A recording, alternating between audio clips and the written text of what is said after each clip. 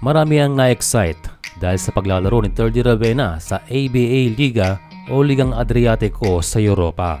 Basta lang sa BC Dubai dahil nabigyan ng pagkakataon itong ating kababayan para makapag-explore sa ibang liga. And this for current season ay tila hindi pa nailalabas si Terdy Ravenna ang kanyang breakout game which will lead him to have a better playing time. Well, kung titignan ng stats si Terdy, siya ay nag-appear sa 8 games. Ang pinakamatagal ay 10 minuto sa loob ng court, but majority of the stats have almost nothing to show. Kaya dito makikita kung gaano kataas ang kompetisyon, lalo na sa kanyang posisyon. Kaya ang resulta ay halos hindi siya magamit. Base sa kanyang kontrata, siya ay pumirma ng 1-year contract na mayroong option to play sa second year. So napaka-importante ng season na ito para sa kanya dahil he has 1 season to prove himself and be a regular part of the team's rotation. Pero iyon nga ay hirap ma-rotate dahil maraming karibal sa pwesto.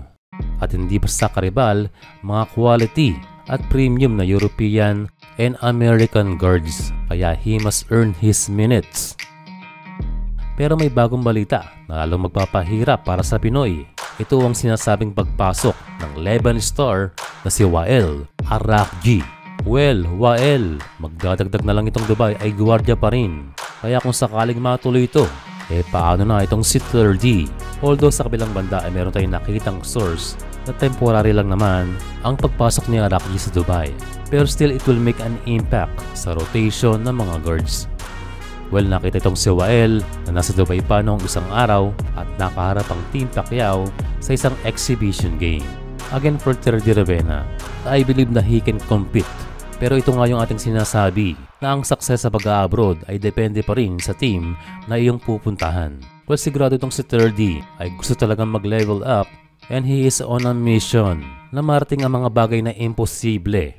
At nakita naman natin yung sa B-League. Matapos makat sa World Cup ay nag-focus sa kanyang improvement at nakita naman natin ang nilakas nitong si Terdy sa Sun and Neo Phoenix. Well, laban lang ating kabayan. Meron pa namang option for another year of extension. Pero sa bawat pagkakataon sa loob ng court, ay give your best. Sa kabilang banda ay nabalita rin na si Renzo Bando ay na-offera ng isang ABA team na nakakaharap nila Terdy. Pero ang offer na yon ay hindi nag-materialize o hindi natuloy. Well, kung sakaling natuloy yon, ano kaya ang kapalaran niya Bando? Well, ang sagot dyan ay depende pa rin. Kung napunta man itong si Renzo Bando sa isang ABA team at nabigyan agad ng tiwala ni coach, ay walang magiging problema.